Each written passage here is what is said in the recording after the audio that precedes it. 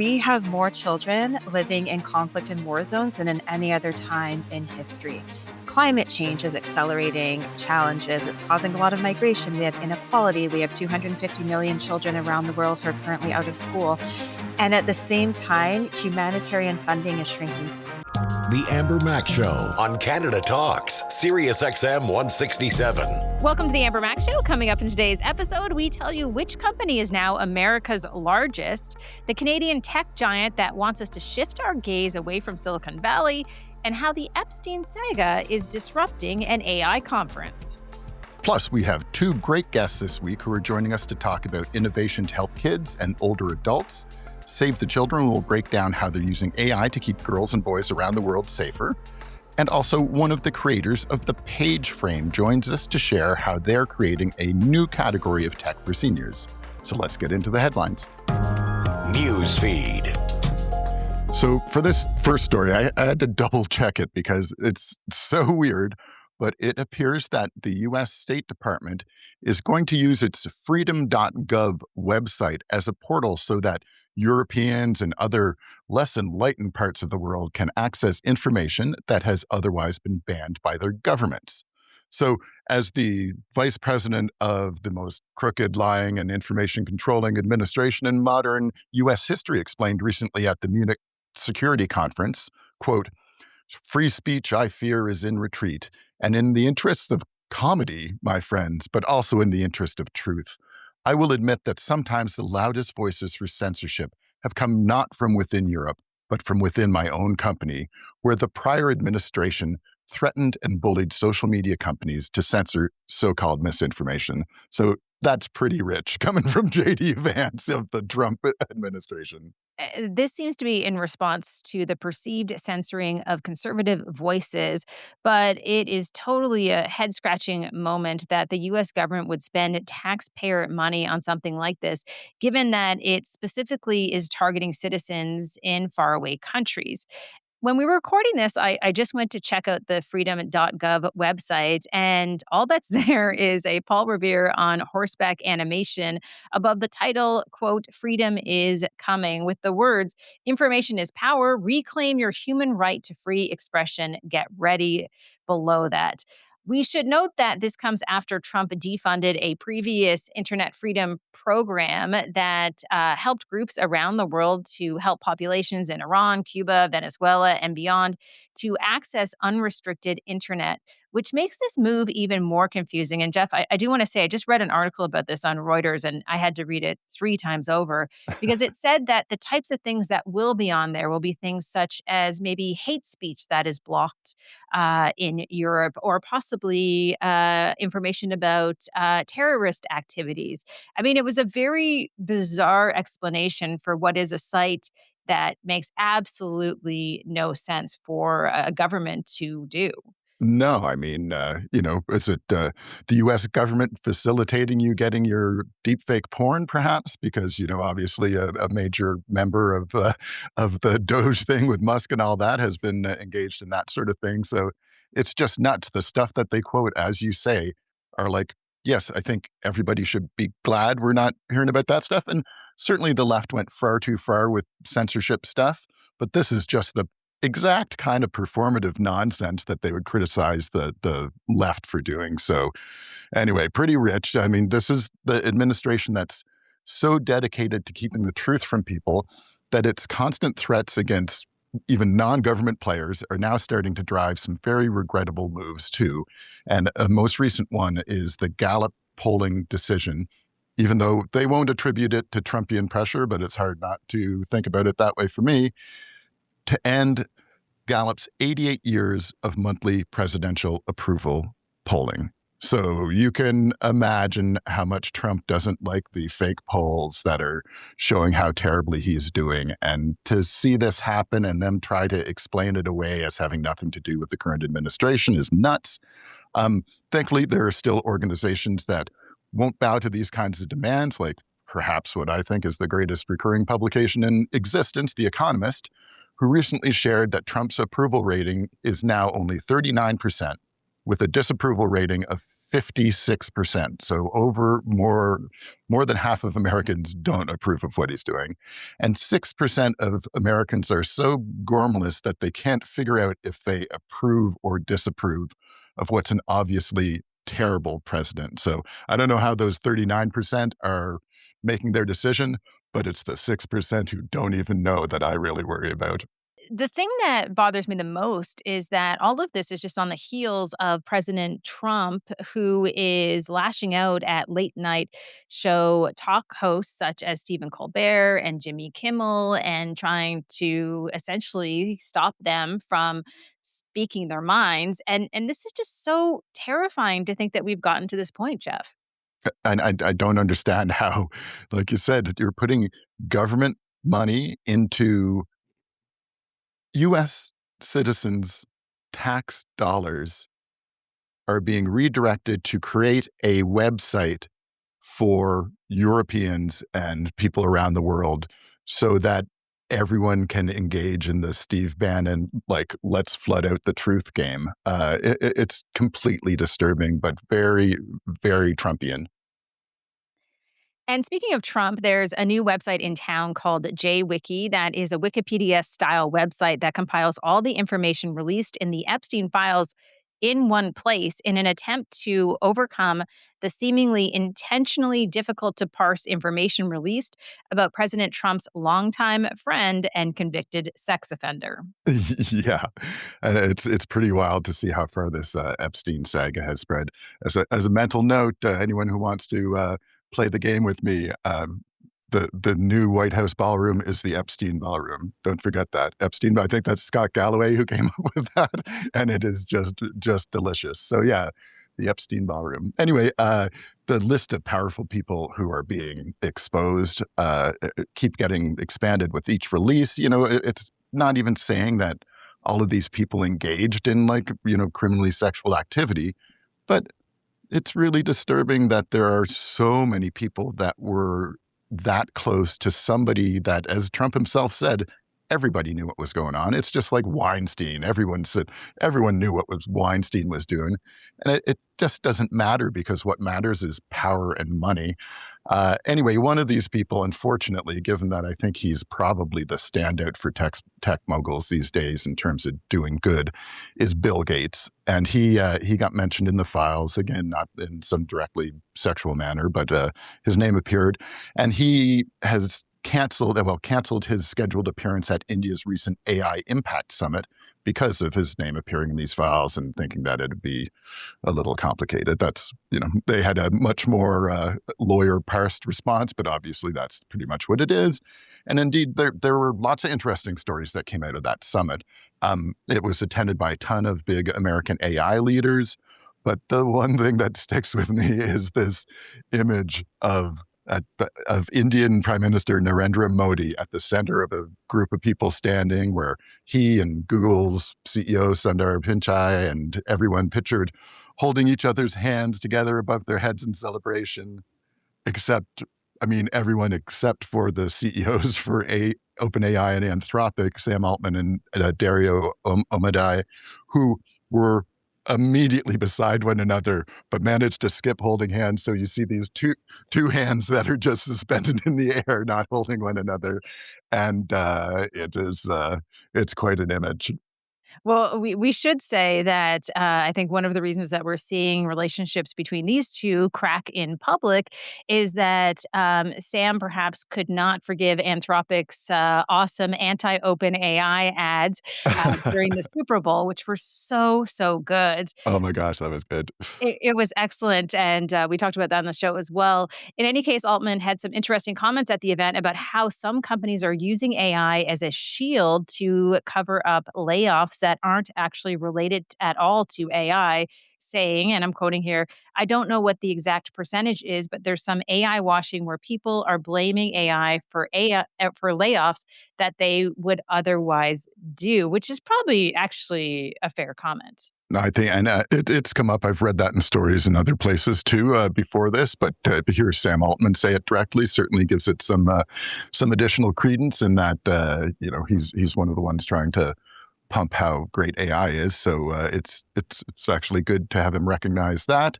And there's a recent study, in fact, by the American-based National Bureau of Economic Research that also backs it up. And it says that of, quote, thousands of surveyed C-suite executives across the US, the UK, Germany, and Australia, nearly 90% said AI had no impact on workplace employment over the past 3 years. And the past 3 years being when ChatGPT sort of burst into the cultural consciousness. And, you know, this is not, nobody's saying that there won't be AI impacts. It's just saying that we haven't had those impacts yet. And I think we keep talking about this where with all the hype in AI, it's important to keep some perspective. So it's probably a great thing that AI hasn't replaced a whole bunch of jobs. You know, nobody necessarily wants to see that happen, especially since we can't trust that there is actually a backup plan or any way for people who lose those jobs in those situations to come back to gainful employment, depending on how intense it is. But it's nice to have the admission that, hey, this is actually saying these tools, despite what we say all the time, aren't actually good enough to take away your job. I also think it's totally fair to say, and just building on your point, that there is not one job that I can think of right now that could realistically be entirely replaced by artificial intelligence end to end. Some people may say, okay, there are roles such as long distance truck drivers, or maybe people who work underground in mining scenarios. But even with those roles, there has to be some type of human oversight and people, of course, managing the software and having some type of touch point with any type of AI automation or robots as well. So I Yeah, think it has been overstated that AI is going to have the impact that we think it's going to have. absolutely. And I think, you know, the overstater in chief, Elon Musk, I didn't include this in the news this week, but Tesla has just had to admit that, okay, its cars can't be driven without human supervision, that actually there are like either remote or in-car things. So there was just electric.co, electric with a K at the end. They had a great story about this. And alongside of that, there was a story of a guy who has got like a dash cam in his car and is filming as his Tesla tries to drive him into a lake. So there's like a you see him going down the road and take a right turn, and it's a short road, and you're like, I think this is a boat launch, but Tesla, the Tesla car didn't think it was a boat launch. So he's like, whoa, dude, my Tesla almost just drove me into a lake, dude. And, you know, so there's all sorts of, speaking of which, they've also been, since Tesla's having such problems, they also have been decided to reduce the price for the Cybertruck to try to sell it. So, you know, there's these things. It's really hard to trust in what we're being told so many times in this part in our history. Just out of curiosity, because one question I get asked a lot when I do keynotes is, how are you using AI? And for me personally, and within our business, I use it in a number of different places, but it's kind of a very light touch. It helps to sort of automate processes such as editing, or maybe helping to edit documents, helping to create infographics, very simple things. And it's sort of just the next evolution of Web 2.0 software, in my opinion. But Yeah. how do you use it? So I use it regularly for the Third Wednesday Tech event we have. I create graphics with that now instead of trying to find pre-made graphics, since it doesn't really matter and it's just a general. So I I bet you that is an area where we're starting to see the impacts, and you can tell with Hollywood being so upset about all the AI stuff. You know, special effects people, gaming companies are starting to use it.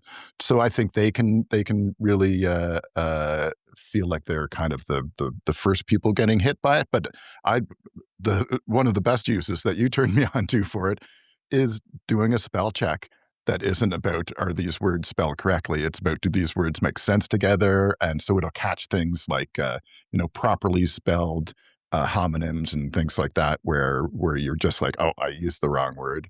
So that's very good. And then just kind of summary stuff. I will begrudgingly take a look at the AI summaries for some of the Google searches that I do. It can be helpful. It can also be totally wrong, as it has happened to me sometimes as well. But yeah, when we did our AI talk, I did a bit of research with that, but always it's the research you do with that, and then you got to back it up with your own research to make sure that what you're being told is true. It's like asking your drunk uncle how something works.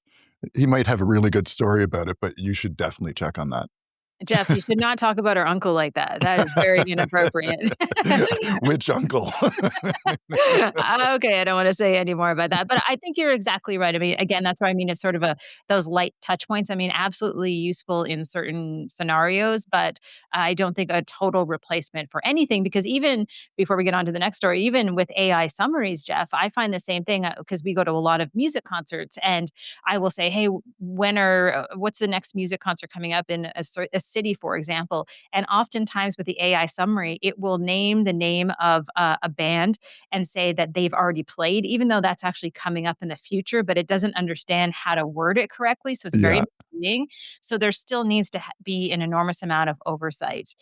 All right, so let's hop back to Canada for some more AI news. A recent story from BetaKit, we love our friends over there, covered remarks from Toronto's Cohere AI, which is Canada's largest AI player, whose co founder Nick Frost talked about how we have to push back against so much of the tech we use coming out of Silicon Valley in the US, noting, quoting here, we're all pretty aware that it isn't great, that the vision of life, that the view of the way the world should be coming out of Silicon Valley is not really the one that a lot of the world wants. And he specifically continues that and say that it's certainly not the one that Canada wants, and I think amen to that. We totally agree with that, and I'm just glad to have a Canadian voice out there that is saying sensible things. I wish we had more than just one sort of LLM sort of titan here, but we have one, so that is good, and Cohere is very impressive and important to us. So yeah, that's great. It's just because it's been just so disappointing to see how the American tech giants behave so irresponsibly. And I think part of this, and it's part of what keeps Canadians, I think, a bit reasonable, is uh, we're so far outside of that bubble. These tech barons live in such a bubble that they all think they know how the outside world works, and they don't. They've got it in their head, just like Trump with his whatever small $1 million loan from his dad.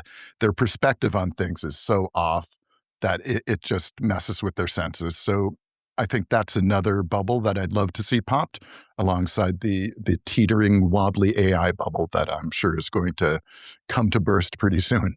It is welcome news to hear another tech leader not just echo or parrot Elon Musk, which has been something I think that we've seen way too often. So hopefully, like you said, we'll have more of that. And speaking of US giants, Amazon has just become the largest US company by revenue, knocking Walmart from a perch it has occupied for the past 13 years, with Amazon reporting revenues of $717 billion in 2025. That's a massive number that I Wow. almost messed up saying. That's quite a path to success for Amazon and seems to deliver upon founder Jeff Bezos's 1998 letter to investors saying, "We intend to build the world's most customer centric company." And speaking of customer centric, Jeff's going to talk about how not to make users happy with 5 digital user experience fails that have to die right now. That's coming up next in The Other Mac. The Other Mac.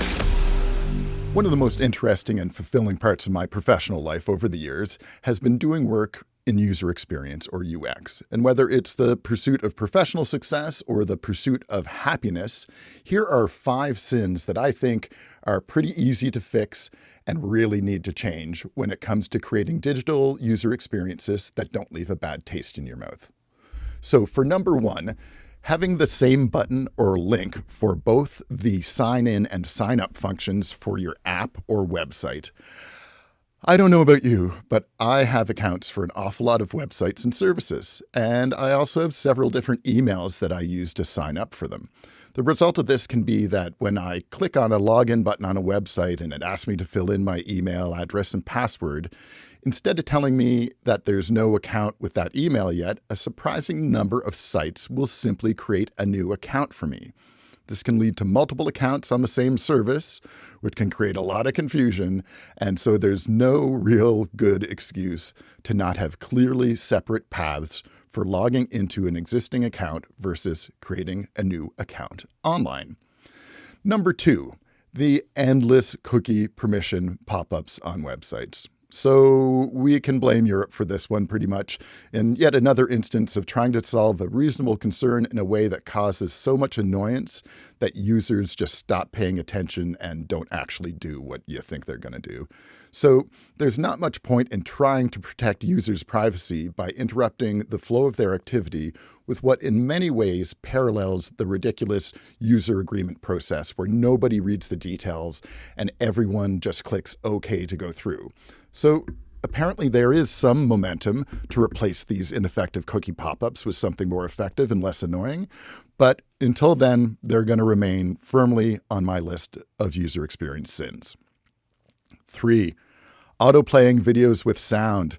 I cannot explain how much I dislike scrolling through a list of videos on a streaming app, only to have some commercial level extra loudness sound suddenly blast out of my speakers. Now, I know that people will fairly point out that there are usually settings to prevent this, but in addition to those settings being reliably reset in software updates for many providers, or at least I've found that to be the case, I'd ask you to consider what would happen if they simply reversed the onus so that users had to opt in to playing videos on auto with sound. And ask yourself, do you think anyone's going to choose to turn that on? Nope, I didn't think so, and that's why, in terms of user experience, it sucks. 4, playing whack-a-mole trying to figure out which part of a payment terminal you should tap your card on. I've got a pretty good graphic I made about this from a few years ago, and I'll try to dig that up and post it on social so you can see it. But I think we've all been in this situation. Some machines just let you tap the screen. There's not even any indication that it's necessarily where you tap, but you tap the screen. Other machines have some labeled areas nearby that you're supposed to tap on, and still others just make you tap on a location that you can't even directly see on the back or side of the terminal. I'm pretty sure that standardizing this would not be terribly difficult, and it would prevent a lot of the oh, did that not go through? No, you actually have to tap it here. Here? Oh, no, back here. Those kind of conversations don't need to exist. They slow down processing and they annoy customers. And that's why it is another UX fail for me. Now, number 5, maybe my biggest pet peeve, and because this one is actually not just annoying, it's dangerous. Touchscreen interfaces in cars. So there's so much wrong with these. First of all, because most cars are available in colder climates like Canada, the type of touchscreens used in many vehicles require a special type of screen that's often left responsive because you have to be able to use it while wearing gloves instead of using the conducting sort of approach that your typical smartphone touchscreen will use. But the real problem is, and this may come as a surprise for the many people who use their smartphones while driving. I've seen you. It happens way too often. You're actually supposed to have your eyes on the road when you're driving because, otherwise you could easily kill someone. So this tops the list because of this potential damage. I remember as a kid taking drives with my dad and marveling at how he seemed to be able to operate the radio and every other instrument on the dashboard without so much as looking at it. And this wasn't just because Dad was a smart guy. It was because all of those instruments were very physical, with unique shapes and locations that you could find with your hands without looking after you've used it a little bit. So try closing your eyes next time you do something on your iPad or tablet, and you'll quickly understand how a touchscreen in a car for somebody who is actively driving is an absolutely ridiculous approach for dashboard controls in cars. So let me know what some of your least favorite digital user experiences are online. I'd love to hear about that. And until next time, I'm the other Mac. The Amber Mac Show on Canada Talks, Sirius XM 167. Save the Children is an organization that operates around the world to help kids every day and in times of crisis, transforming their lives for the better. To chat about how they're using new technologies such as artificial intelligence, Nikki Waits, Save the Children's Interim Vice President of Operations and International Programs, joined Amber to talk about that. Here's their conversation. Safety matters. For people who aren't familiar with the work that Save the Children does, can you give us an overview of how the organization works? Sure, yeah. So Save the Children is the world's leading independent organization for children. We've been operating for over a century, and we're currently in more than 100 countries around the world. Our work spans everything from humanitarian response, which would be when a natural disaster hits, and when there's an ongoing and active conflict or war, through to things like education, health and nutrition, and child protection. So basically, we're working around the globe with kids and their families to meet them where they're at with what they need and help them build back for a future that is sustainable, healthy, and protected. I first met you at an event a few weeks ago, and I was really blown away in terms of how much technology Save the Children is starting to use. It was something that surprised me insofar as how you're using AI as one example. Can you talk a little bit about how technology plays a role in your work? Yeah, sure. I mean, it's an interesting fit, right? Because when you think about international development agencies and nonprofits, you don't necessarily immediately jump to the technology side. But for us, it's not about whether technology has a role to play, it's how it's designed and how it's used. So we have a bunch of actually really exciting initiatives that we're working on, one of which is out of Vietnam, where we're using virtual reality to help young people explore careers. And this is a project in partnership with Accenture, and it's reached over 150,000 youth across Asia. And when you think of kids anywhere in the world who are in a more rural area or don't have access to different job skills training, what an amazing opportunity for them to be able to step into that, look at what roles are possible, get some work experience within that. And then you're really setting them up for, a really healthy and productive future and setting them up for a job market of today. Another example is in Mozambique. We're looking at AI forecasting tools to predict where people might be displaced during a climate disaster or during a conflict. So it's not meant to say, if a climate disaster happens, 150 people are going to go from here to here. It's more meant to look at predictive behaviors of this is historically migration patterns and where people have gone, so that we can be more prepared with response and have the infrastructure there and ready. One of the things that I thought was really interesting, not only listening to you now, but also at the event where we met, is that some organizations are using technology because it's sort of the trendy thing to do. But I got the feeling with Save the Children that one of the reasons you're using new technologies, including AI, is because it helps you meet a need that exists. And I think those are two very different things.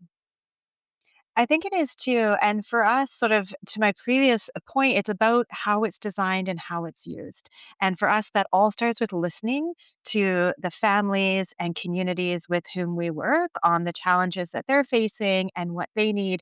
And we're constantly learning from that process. And in some cases, technology, including AI, is a wonderful and amazing solution to that. And in those cases, we work with those communities to build what that solution looks like so that not only is it built in a way that is useful in solving a problem that they've identified, but is also sustainable for the future and something that they can maintain themselves, they can integrate into regular ways of living or working, and that we don't need to be there long term on it. I also saw a story about how you're using satellite imagery and remote sensing technology to help to plan smarter, to build. Can you talk a little bit about that piece in terms of how your organization is working? Sure. Yeah. So we globally in the sector, and what we're seeing in the world right now is we have more children living in conflict and war zones than in any other time in history. Climate change is accelerating challenges. It's causing a lot of migration. We have inequality. We have 250 million children around the world who are currently out of school. And at the same time, humanitarian funding is shrinking. So we need to use things like satellite imaging and other technologies that are available to be more efficient and to be more responsive with what we're able to do. So things like satellite imaging allow us to identify places for new schools, new clinics, new water points in a way that is faster and more efficient, especially in really rural, remote, and hard to reach areas that if you had to send a team physically in there would take time and resources that as a sector we just have increasingly less of. So it's allowing our responses to be more effective and more efficient at the same time. I just want to pick up on something you just said because you mentioned that the need is greater than ever in terms of helping the number of children who are displaced and in war zones, but at the same time there's a decrease in funding, and you're also trying to leverage new technologies, which can be really expensive. So I would love you just to unpack that for me to explain how do you do that right now at a moment where it's increasingly difficult to raise money, but the need is so great. Can you talk a little bit about that? Yeah, sure. So, one of our main focal areas right now is looking at partnerships and meaningful partnerships with the technology sector. We don't want to be reinventing things that are there. And in a lot of ways, we don't know what's already there. And so, a meaningful partnership for us is really learning from both sides, where we can share what we're seeing from the communities and what we're seeing with the needs. And the technology sector can come to us and say, hey, we have this on the go, or this is something that we're piloting and we can look where there might be a fit. So we can really maximize what is already being done on both sides and bring those together. We're a sector that is used to doing more with less. So, yes, resources are shrinking, but it's always a sector where we always want to be looking at efficiencies and different ways of doing things. But I think now in this moment in time, it's more important than ever. So you also mentioned that Save the Children is more than 100 years old. I'm really curious about the history of the organization because although I am familiar with what Save the Children does today, I didn't know a lot about the history. Where did it start? How did it start? Can you share some of that with me? Sure. Yeah. It started, like I said, over 100 years ago with one woman looking at the needs of some children in the UK and seeing what was going on. And it really has just expanded and grown throughout the decades from there. And you sort of say for better or for worse, like expansion is great insofar as we're able to now be in 100 countries, but unfortunate that we're in a sector where the work for children is needed in so many countries right now, and that we are in a time, like I said, where we have more kids living in active war zones. So the organization itself has really grown and changed and evolved with the needs of the communities and the countries in which we work as the world over the decades and over the past century has changed and evolved. How do you stay hopeful, knowing what you know and doing the work that you do? Because I imagine there are days where it's just overwhelming, on top of what's happening, generally speaking, beyond just children in the world. How do you stay hopeful for the future? Yeah, it's a question I get a lot, and it is honestly easy in this day and age to look at the headlines and get discouraged. And there is a lot out there that can really bring you down. And for me, it's really working with the communities and seeing the hope that is there. And a great example is a while ago I was in the eastern DR Congo, which borders with Rwanda and has been historically really conflict affected, both because of the conflict in Rwanda and because of its own conflicts. There's a lot of natural resources, so there's a lot to fight over there. And it's a population that's used to a lot of displacement, women who don't have a lot of opportunity there. And I was in a small remote community, and I was talking to a young girl, and I said, "What is your hope for the future?" And she said, "I want to be president so I can stop this war and make my country better." And when you realize that we have a generation of youth and young people around the world, and I could give you stories like that from so many countries, we have a generation right now who is saying enough. We've had enough of conflict. We've had enough of war and displacement. We see that climate change is causing more issues, and we want to be part of the solution. That's what gives me hope. And that's where this work comes in, is making sure that we have a generation that is equipped with the knowledge and the tools, and in some cases, the technology and the expertise to be able to affect that change. How can people help for people who are watching or listening right now? Yeah, there's multiple ways. We are right now, as I mentioned, looking for meaningful partnerships in the technology sector.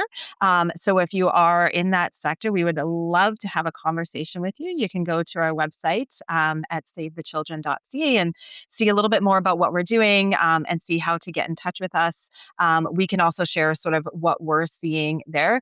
Share with your friends and family what's going on and what you've heard and different ways to support. Yeah, like I said, we're always open to conversations. So please get in touch with us. Excellent. Well, listen, I wanted to thank you so much for taking the time to join me today and walking us through how Save the Children works and depends on technology and is looking to get more support as well. Thank you so much for being here. Coming up next, if you're a caregiver for an older family member, we'll introduce you to some tech that will absolutely make their life easier with just the touch of a button. You're listening to The Amber Mac Show on Canada Talks, Sirius XM 167. Over the years, some technology has become just too complicated for the average user, especially for those people who didn't grow up in the smartphone era. Thankfully, there's a company trying to change that with a new product that makes one-touch calling a cinch. Here's more from Bob Miller, co-founder and chief revenue officer of Kilobright, the creators of the Paige frame. Talking tech. We connected many months ago, and I was able to learn about the company that you're building with Paige. So let's hear it in your own words. How did this business start? I lost my mom to dementia about 2.5 years ago. And the last 5 years was really rough. It was tough. We had to go through COVID as well. So the biggest thing for myself and her, and she was my person, was the loss of connection. I wasn't able to reach out to her. She wasn't able to reach out to me. It created a ton of anxiety for both of us. We tried phones, we tried tablets, computers, all those different devices. Nothing worked at all. Fast forward, and I met up with another gentleman who had the same concept, and he'd done something with his mom. He created sort of an easy button. So we took that and we turned it into Page, which is I could tell you what that is, but it's a one-touch video calling device for seniors who are specifically. It was designed for seniors who have cognition issues or technology challenges. The idea is you press a face that I got it right here behind me, but you just press, you're able to program in contacts, you press the face, and that initiates a video call. And then from the application side, both iOS and Android, you simply initiate a call, and the most popular feature is an auto answer. So it automatically opens up the device to the room, to wherever it is the frame is, and the user has to do nothing. So it just connects you virtually. It's great. You know, I was looking on your website and I was just reviewing how exactly this works. And one of the things that I was thinking about is how technology has promised to make life easier for so many of us. But throughout that process, especially with smartphones, it has made things more challenging. And full disclosure, as someone who's been in tech forever, even sometimes now when I want to make a phone call, I have to struggle to find all of the different apps on my phone because there are just so many. So, for anyone who is experiencing dementia, I imagine it's just become overwhelmingly difficult to use some of these really complex tech devices that we have in our lives today. Yeah. And I actually worked for BlackBerry for about 5 years, right when things were rolling, right when applications were starting to come out. So, I have a past history of creating this environment that we have right now where there's a multitude of applications and difficulty. And myself and my business partner, we flipped it on its head. We said, this thing does one thing and one thing only for the senior. So it is a matter of it's not a Swiss Army knife. It is a pair of scissors, and that's it. And that actually is a lot of the simplicity behind it. I'll go one step further, which is that it's first and foremost a clock, which is a familiar, friendly thing to a senior. They know where clocks are in a room. or anybody who's a senior in general. They just know where it is. So that's a memory state for them, so they can remember where the clock is. And then it's something that they're okay to touch and play with. So they don't mind it. It's not something that they get afraid of. Computers, any kind of technology, it just gets them really kind of, yeah, there's anxiety with just looking at the device. Yeah.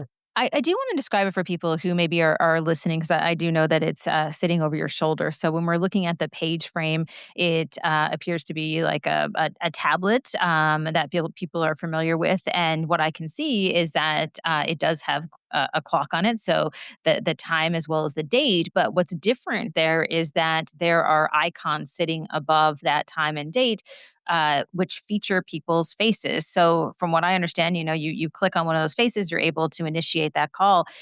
Just out of curiosity, how many people can you put on there? Is it meant for just sort of that inner circle within your family or friends? Yeah, we did build it to be sort of safe and secure. That's a really big feature for it. So, we got no spammers in here. You can put as many contacts as you want into the system that can access the frame. However, on the frame, we only allow 6 to be displayed. So I've got a use case. There's a 102-year-old woman that has uh, 12 kids and extended family as well. So what she does is her daughter, from a device, not from the frame itself, but from her application, she flips over who's on the frame every week. And so mom can call those folks for the week or whatever, and maybe she's always on there, but she flips them around. So yeah, we just keep 6 so it doesn't get too complicated and crowded. It strikes me too that when we think about seniors, that one of the issues that many seniors have when they are aging in place is loneliness. And to Yeah. me, as you're speaking and you're talking about what you've built, it feels to me like a really simple solution to be able to have access to people that you care about in a really streamlined and stress-free way. Absolutely. Part of our job is always to be talking to our customers. And they're two different, very, very different use cases. One is exactly what you talked about. That 102-year-old woman, I was speaking to her daughter just last week. And one of the questions that I asked them is, what is most memorable or what is really working for you relative to Paige or your mom? Her answer was that she gets to see babies and pets. So another woman said that the greatest thing is that her mom gets to show stuff like the flowers that she got or the new hairdo that she just had done today. So that's one side, and then the other side is on the anxiety level. So a lot of people who have, say, Alzheimer's, that can be a very difficult scenario, and so we have a lot of folks who are in retirement communities where they utilize the device to calm their mom or dad down. They actually have calls in the morning, and as a result, they have less episodes. And these episodes can be really tough. They can be anything from physical and mental abuse to the people, the staff, and the people that are there. And through the device, they're calming them down, keeping them okay. And things have changed. A total game changer. So it's two different sides. Yeah. It feels to me like this would be something that, like you mentioned, would be available to people who were living in long-term care or in seniors assisted living homes, but also to people who are aging in place. So, how do you get this out to more people? Because to me, this is something that is a solution for what is a really big and growing problem in this country. Yeah. So, healthcare is a really big one for us. We have 2 major providers. One has 52 franchises across Canada, and they're actually gonna be providing those devices to their clients. Another one's a smaller one, in local in Toronto, who again is doing the same thing, but they're in sort of high net worth area. So they have there's a cloud part to this. We have a cloud solution for home care providers. So it allows them to actually access the frame as well. So they can provide support. And they're offering things like companionship or a wellness check. If you're in home, the usual amount that somebody can afford to pay for is, I'll call it $2,500, 14 hours a week, which is 2 hours in the morning to make sure mom or dad is okay and getting themselves up out of bed, and 2 hours in the evening. And home care providers will not do something less than, say, an hour and a half, or 2 hours. That's really their minimum because they have travel time in there. So this allows them to provide more care to that same family through a virtual call. They can check in on them at lunchtime or whatever, and then the family can also access that. So we do expect there's going to be a lot of growth there. We're also starting to talk to the Ontario government. We'd love to eventually get to the full Canadian and the U.S. and so on, but to see if we can get some subsidized from whether it be Ontario Help at Home or those sorts of things. Retirement homes, the same thing. They actually have the ability to do sort of broadcast messaging. So in all these cases for those business users, they have a console. They can actually call directly into the device. It's one person sitting there and making quick calls rather than a whole bunch of PSWs that are running around in cars trying to meet people. If that answers your question. So that's Yeah. one way that we're really getting the message out. And then we're going to be starting to really get the social media engine going. We've kept ourselves tight and small to begin with so we could get use cases, learn, make sure it's exactly doing what we expect it to do and reducing anxiety and loneliness and providing a real great connection. We've done all that. So now we're really excited because it's just about to blow out on the consumer side through our website, through a GoFundMe program, through some other avenues as well and channels. Yeah. I wonder if this is kind of a new category of technology because when I'm thinking about this within the context of the home, I know we've been talking about seniors, but I could imagine scenarios as the mom of a 16-year-old who is just starting to stay at home, and maybe that includes overnight when my husband and I are traveling. The idea that you would have a device like this in the home that was just dedicated to that communication piece. Is this something that you've thought about? Amber, you're so hitting the mark. We have another friend of mine who actually had hoped is an investor at some point, and he has two kids. They're 7 and 11, and I sent him a page. Maybe he would give it to his parents. He didn't. He put it in his kitchen. He doesn't let his kids use phones. He does not want them on cell phones, but they are to contact themselves, the parents, when they get home from school, and they're also contacting the grandparents. So it's a flip. So the grandparents are totally fine. They're quite still technologically capable, but they're connecting to the kids through Paige at home. So that's a great use case. And I see that just keep happening. We have another woman who she bought one for her niece, sent it down to her in Florida, and so her niece just has this thing, and the only picture is of Auntie, and so it's fantastic, quick, and they chat. So we see it as an application that is all over the place, and I would say it's a different category. It's something that is um, it's back to being almost, I don't want to say this, but it's almost like a landline scenario, like right Yeah. back to where we had. So it's sort of like an old tech renewing, and it's simple and it's very accessible for anybody. Yeah. It reminds me of the Jetsons, I think Right. Yeah. way back when they were doing sort of video conferencing. I mean, that was kind of the idea, right? When it was sort of instant communication via video with other people. And I think that that's why I think about it in this sort of category of its own and really is almost like a lifeline to stay connected with people. I know one of the things when I talk about any type of technology, I often get social media questions about the pricing. So I'm going to have to work through that with you. Give me some information about the pricing. Yeah, I mean, what does it look like from a consumer standpoint for both the hardware and the software? Sure, absolutely. So the device itself, we're selling for 5.99 in Canada. So that's the standard, that's your MSRP. And then we have two different plans for a subscription. One is a free subscription, that's a basic. It's only two contacts that you're allowed on, and you don't get the auto answer. If you want everything, it's 12.99 a month.